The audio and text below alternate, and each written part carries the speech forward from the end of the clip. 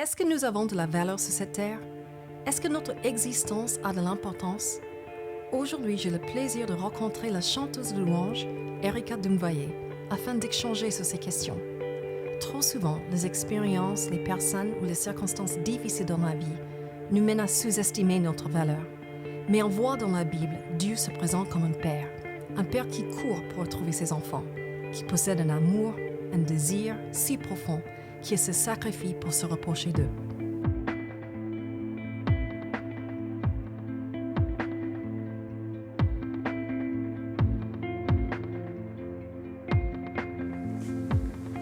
Aujourd'hui sur Soulrise, j'ai le grand plaisir d'accueillir Erika Dumvoyer, chanteuse, leader de louange.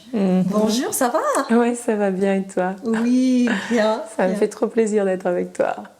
Moi aussi, j'aime trop qu'on passe temps ensemble. Ouais. J'ai rencontré Erika il y a quelques années et depuis, elle a créé pas mal de chansons et elle a fait pas mal de clips aussi. On commence les clips, on commence. Petit à petit. Voilà. Tu as écrit combien de chansons déjà maintenant? Voilà, pour l'instant, j'en suis à 13, 14, quelque chose comme ça. C'est énorme. Assez pour un album alors. Oui, l'album sort bientôt. Excellent. Bon, je voulais parler avec Erika sur le lieu de tournage de son prochain clip qui va sortir bientôt. Et ça s'appelle Enfant désiré du Père. Ouais, c'est vraiment un chant qui me tient beaucoup à cœur et qui a vraiment été une belle expérience en fait, ce chant. Le titre de cette chanson Enfant désiré du Père, ça m'a vraiment interpellée et je voulais savoir un peu plus d'où vient l'inspiration de cette chanson, cette idée d'être un enfant désiré de Père. Le Père, c'est notre Dieu, Dieu créateur. Ouais. Bah, en fait, cette chanson, elle m'a vraiment été, pour moi, communiquée. Elle m'a été donnée parce qu'en fait, j'avais décidé à cette époque-là de faire une expérience. J'avais envie d'entendre la voix de Dieu. Et j'avais tellement soif de connaître la voix de Dieu et d'entendre la voix de Dieu. Et du coup, j'ai fait une formation en ligne avec des petits exercices, avec des choses que je trouvais complètement stupides. Mais je me suis dit, écoute Erika, t'as décidé, tu y vas, tu avances. Et puis, en fait, pendant ces exercices-là, un jour, j'ai vraiment reçu le prénom d'une personne qui m'est proche.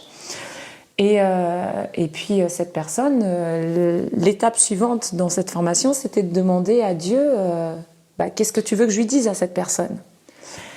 Et là, je reçois, cette personne n'a pas été désirée par ses parents. Et là, je dis, Seigneur, parfois tu as un peu des drôles de choses à nous dire. Enfin, je fais quoi avec ça maintenant? Je vais voir la personne. Et puis en fait, non, en fait, c'est venu dans une chanson. Et cette chanson, elle a été écrite pour cette personne à la base. Et je crois que l'expérience de cette personne, c'est l'expérience de beaucoup de personnes où ils sont pas forcément désirés par leurs parents, mais ils sont pas qu'ils ont leur place dans le monde. Ils sont qu'ils ont pas de valeur. Et cette idée qu'on a un Père qui non seulement nous aime, mais nous a désirés, ça veut dire qu'avant la naissance, qu'il y a cet être plein d'amour qui a voulu qu'on existe. Ouais, non mais ça c'est absolument, ça touche beaucoup. Et puis en fait, je crois que ça c'est vrai que ça touche particulièrement les gens qui ont eu manqué de cet amour et puis qui ont manqué de tout ça. Mais je pense que ça peut toucher n'importe qui en fait, ça peut toucher toute personne parce que on a tous à des moments l'impression de se dire mais pourquoi je suis là? Qu'est-ce que je fais sur cette terre? Et puis de se dire oui, d'accord, j'ai des parents qui m'aiment, mais on a toujours des moments où on se dit pas comme je voudrais, pas assez, pas... Et quand on arrive à découvrir l'amour de ce Dieu qui est vraiment, on se dit, mais depuis le départ, dans tout, il a tout mis en place pour qu'on vienne là.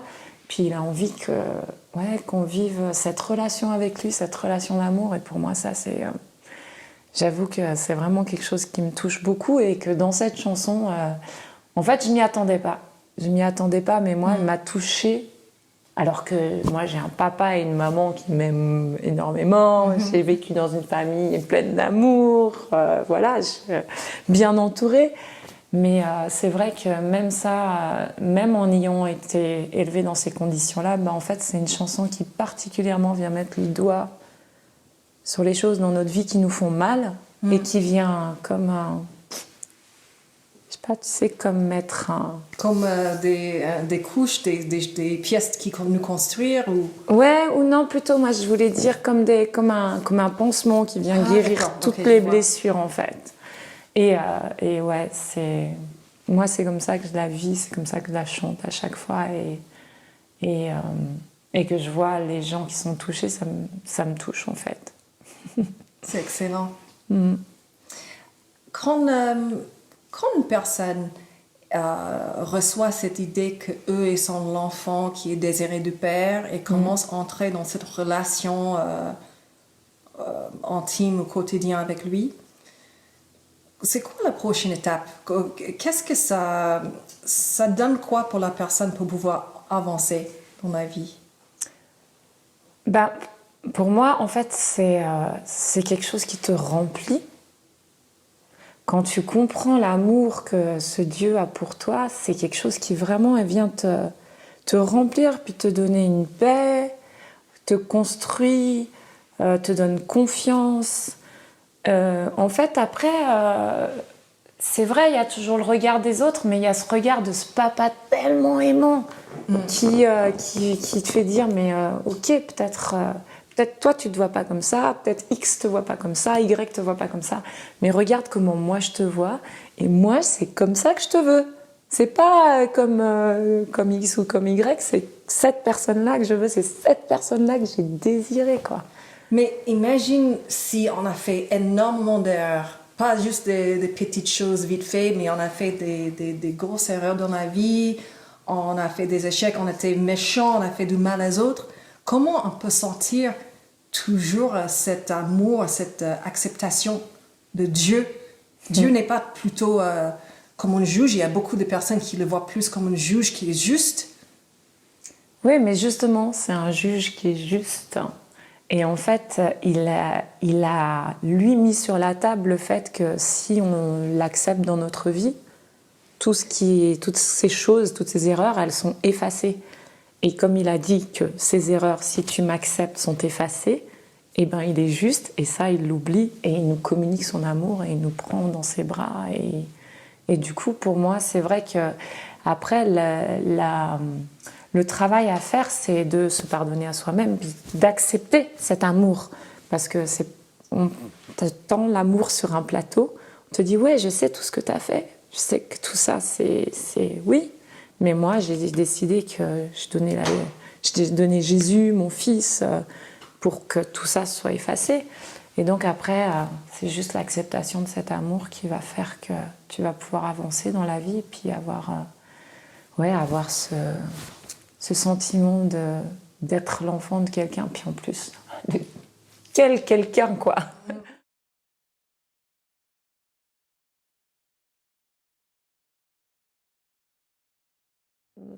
Je pense que tu as dit quelque chose d'important quand tu as dit qu'il faut se pardonner soi-même. Ouais, et je pense qu'il y a beaucoup de personnes qui n'osent pas accepter l'amour de Dieu parce que déjà, ils se jugent eux-mêmes. Ils se jugent même plus que Dieu les juge. Parce que Dieu, comme tu dis, c'est un père avec un grand cœur qui est prêt à accepter et pardonner n'importe quoi. Ouais. Et je veux vraiment parler à cette personne qui ne sont pas dignes, qui ne méritent pas ce grand amour, afin que la personne puisse se pardonner et adoucir leur cœur, afin que l'amour de Dieu puisse vraiment pénétrer. Ouais. Et j'aimerais bien qu'on prie.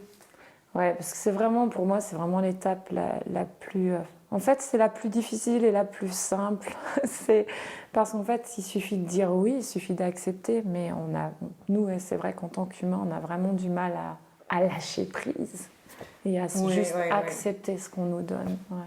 Surtout, on a des personnes qui jugent autour de nous, on a une idée de Dieu ou la religion qui n'est pas forcément vraie. Puis on vit dans une société où tout est, je veux dire, où les critères sont pas gentils, quoi. Enfin, je sais pas, c'est si t'as pas ta mèche à droite qui tourne comme ça, qu'elle tourne comme ça, t'es mal accepté. Enfin, je veux dire, on vit dans une société où l'image a tellement d'importance que c'est vrai que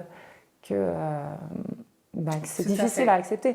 Mais justement, dans la chanson aussi, il y a ce passage, moi aussi, qui m'a énormément parlé. C'est qu'en fait, il y a un passage dans la Bible qui dit qu'on se regarde dans son miroir à lui.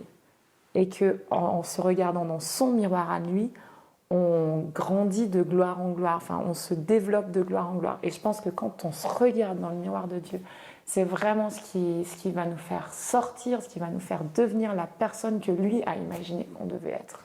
C'est très fort. Et quand tu décrivais, tu sais, toute cette idée qu'on doit être parfait dans l'image, j'imaginais tous les jeunes filles qui se mettent sur les réseaux sociaux, essaient de mettre très belle, et mettre beaucoup de selfies et trouver la bonne pose tout le temps. Et quand je vois ça, toutes les filles sont super magnifiques. Mais le message que ça envoie, c'est j'ai pas confiance en moi et j'ai besoin que les autres valident ma beauté. J'ai envie que les autres me disent oui, je suis belle. Et je sens qu'il y a quelque chose qui manque. Mais quand on apprend à se voir vers les yeux de Dieu, on peut célébrer nos imperfections. On n'a pas besoin d'avoir cette beauté parfaite Hollywood pour se sentir belle et bien.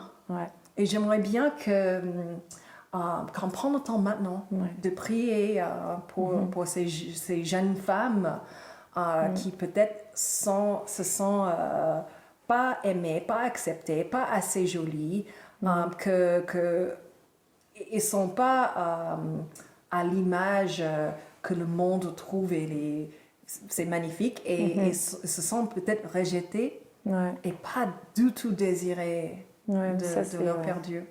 Est-ce que tu veux bien prier? Oui, avec plaisir. Okay. Ouais, Seigneur, je voudrais vraiment te remercier pour qui tu es déjà et te remercier pour ce cadeau que tu nous fais, pour cet amour que tu veux nous donner. Et Seigneur, je voudrais vraiment te prier pour toutes les personnes qui aujourd'hui, qui regardent cette vidéo et qui se sentent juste pas désirables. Je voudrais juste que tu mettes ta main sur eux, que tu viennes remplir leur cœur de cet amour. Parce que, toi, dès l'origine, chaque personne, tu dis même que tu connais le nombre de cheveux qu'il y a sur nos têtes, donc chaque personne a vraiment été désirée par toi, a été imaginée par toi, et puis tu nous dis aussi dans ta parole qu'on a été créé à ton image. Donc, toi, tu es le Dieu qui a créé toute cette nature qui est tellement belle, et quand on la regarde, on se dit, mais... on en a les larmes aux yeux parfois et Seigneur, cette nature, c'est aussi nous. Et Seigneur, je veux vraiment te prier pour ces personnes qui regardent aujourd'hui, pour ces filles, pour ces hommes, parce que je pense qu'aujourd'hui, dans notre société, tout le monde est touché par ça. Et Seigneur, je voudrais vraiment te demander de remplir, de venir rencontrer ces personnes dans leur souffrance et de venir guérir et de venir... révéler la vraie personne qu'elles sont en toi, Seigneur. Amen. Amen, amen. Merci beaucoup, Erika, et j'espère de vous retrouver la prochaine fois sur Soul Rise. Au revoir.